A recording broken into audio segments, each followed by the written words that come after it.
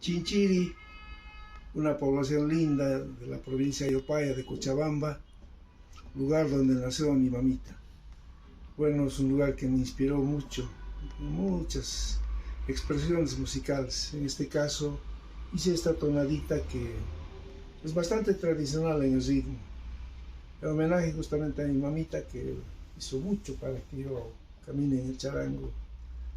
Y ese es mi reconocimiento, mi agradecimiento a este ser divino.